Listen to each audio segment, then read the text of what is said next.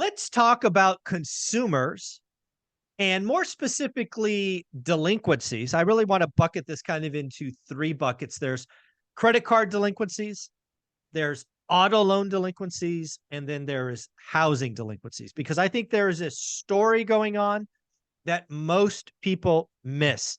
In order to have this conversation, we do it with Taylor from LifeGoal Investments. Man, how you doing? I'm doing great. This is an interesting one because this is where statistics can be spun to tell one side of the story or the other side of the story. If you zoom in right now on delinquencies, it looks like a shelf going upwards like this or a Yeah. slope going upwards meaningfully. And you're like, oh my Lord, we are in for a hell of a storm here. And then Yeah. if you zoom out, you look at it and we're basically right in line with historic averages. So it's how do you want to look at this and how do you perceive data? Because how you interpret this could tell two massively different stories. Yeah. So let's start with credit cards. I think there's a couple of things the average person is being told. One, we have over $1 trillion in credit card balances, right? Which Yep. is a record. Yep. We also have seen some numbers about rate of change being significant. Again, your total zoom in, right? Let's create the Yep. scariest story possible. Yep. And I guess lastly, credit card rates, damn, are over 20%. So, 25-ish. Yep. oh, Crazy. it's crazy. So when you look at the credit cards, balances, delinquencies, what do you think that means? Do you think it means that the average consumer is out of cash and they're just running amok, or do you think there might be a different story out there? What do you think about credit cards? The $1 trillion number doesn't scare me. And I sound like an idiot saying that, right? $1 trillion in credit card debt doesn't scare you. It doesn't. When you zoom out and you look at it relative to overall economic output, it's right where it should be. It's right where historic norms are on a percentage basis. So the 1 trillion does not scare me. What scares me, to the point that you just made, is the rate of change. So we came from extraordinarily suppressed levels of credit card delinquencies because everyone got a $1,200 check and then they got another one, right? And so that was just stimulus money. So what they did with that, good for them, is pay down their credit card debt. And therefore, we went to historic lows on credit card delinquency.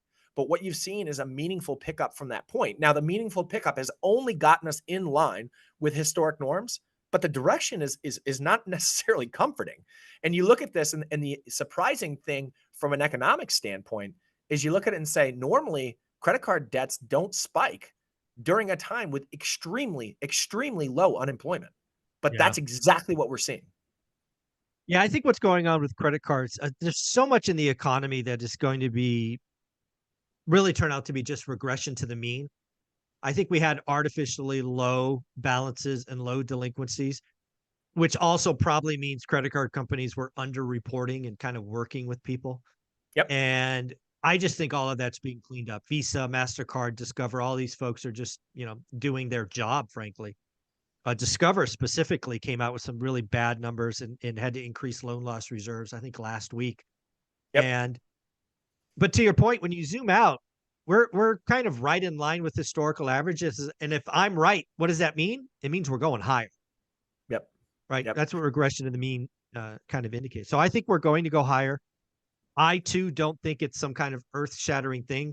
I think there's a lot of consumers who frankly don't know how to spend, don't know how to save, will get in trouble, will go back to the credit card companies, will do a loan workout. And it's just, it happens all the time.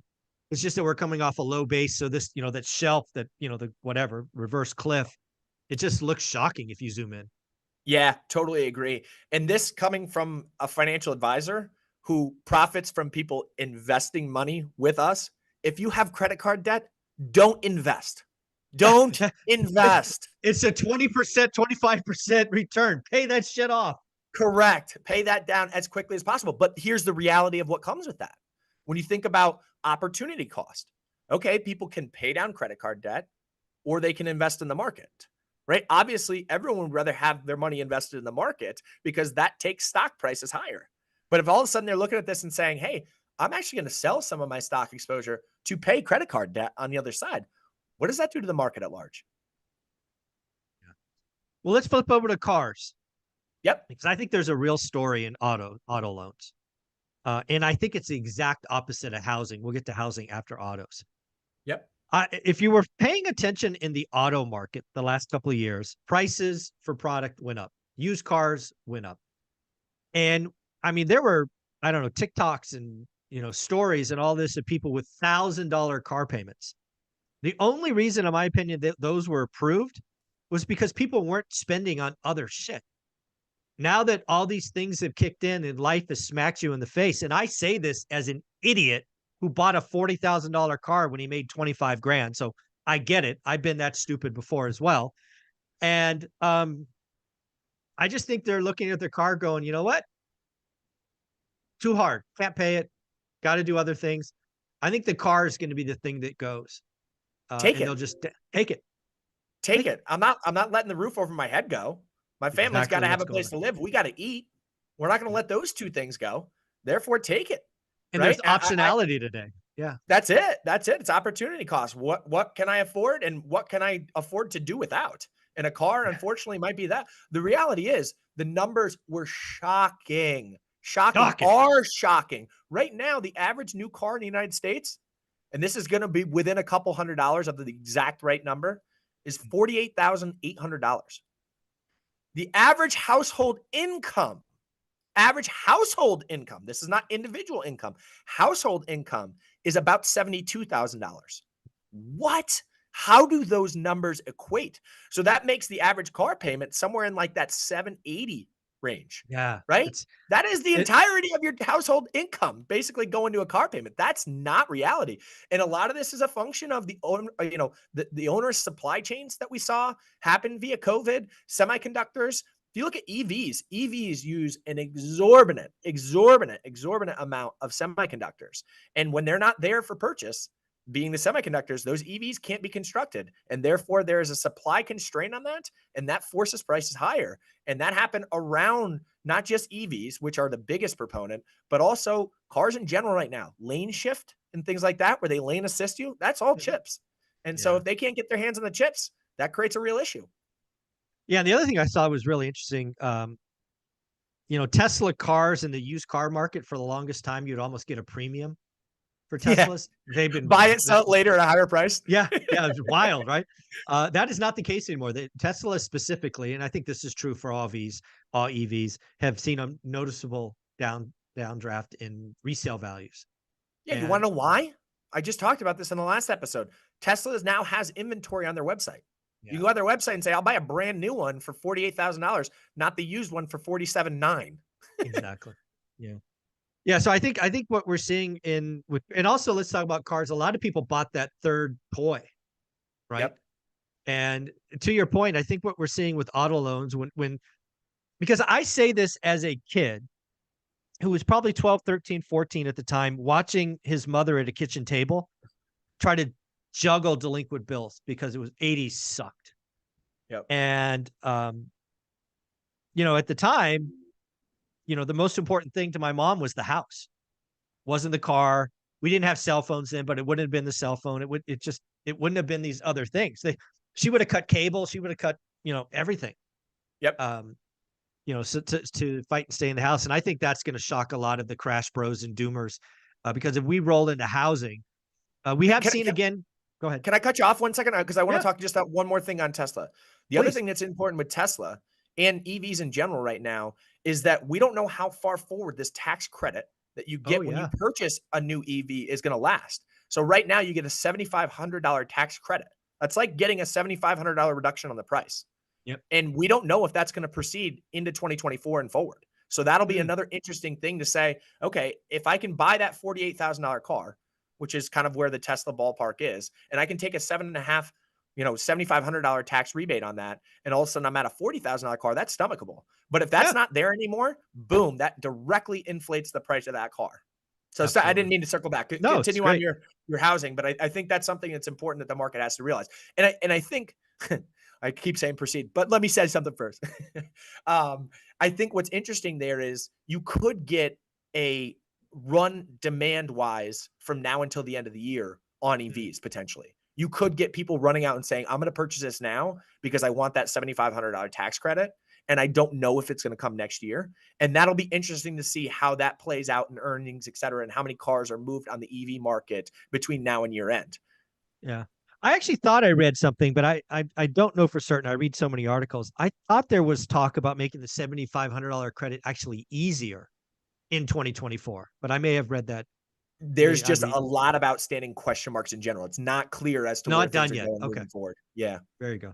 Well, let's get to housing delinquencies because again, I think based on who you talk to, delinquencies again, 30-day delinquencies are up noticeably. 90-day delinquencies are down a tick. And again, if you don't know housing, 90 days is where you're considered seriously delinquent. That's when a foreclosure could start. 90 days, no Yep. sooner. Yep. So that's significant. 30 days are up, 90 days down.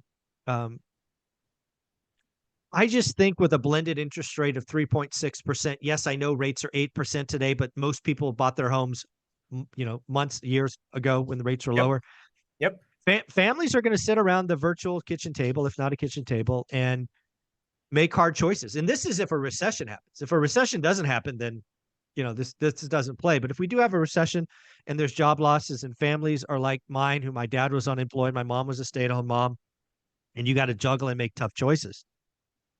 Unlike the Great Recession, this is exactly opposite of the Great Recession. And I know a lot of young people don't have another frame of reference, so let me give it to you.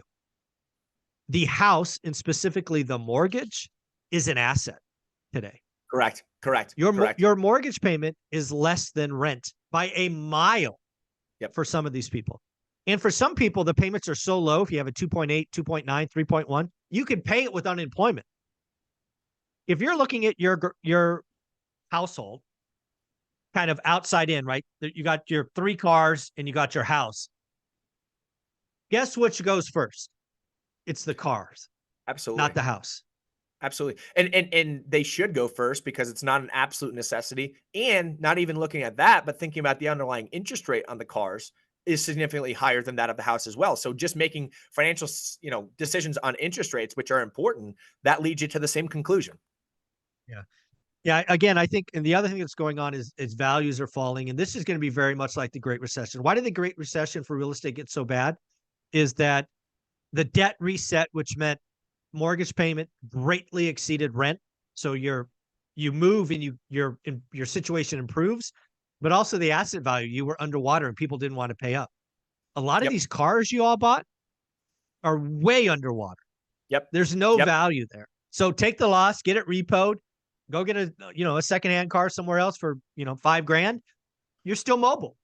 Yep. Um, You could so still I get think to it's gonna work. be it's a very different story. And I just think a lot of people have a recency bias, or were so young that that's their only experience, that housing crashes can happen this way. And it's not set up. Delinquencies are going to spike in autos and credit cards a lot more than housing, in my opinion. Yeah, and to be honest with you, from a firsthand perspective, you just given me a little bit of education because I can look at the numbers and look at data, but like when you speak about it concisely, how you've actually experienced some of this stuff and the decisions that your family went through are like, okay, that's eye opening, and it doesn't seem like you can make another decision. There's no other decision to be made Yeah, there. well, you're gonna keep the Mercedes or BMW, paying $1,000 a month plus insurance, and let your house go, so you can take your BMW and go live with mom and dad. Because think about the choice of down selecting. You don't want to live in your car. Most people. Do you want to move in with family?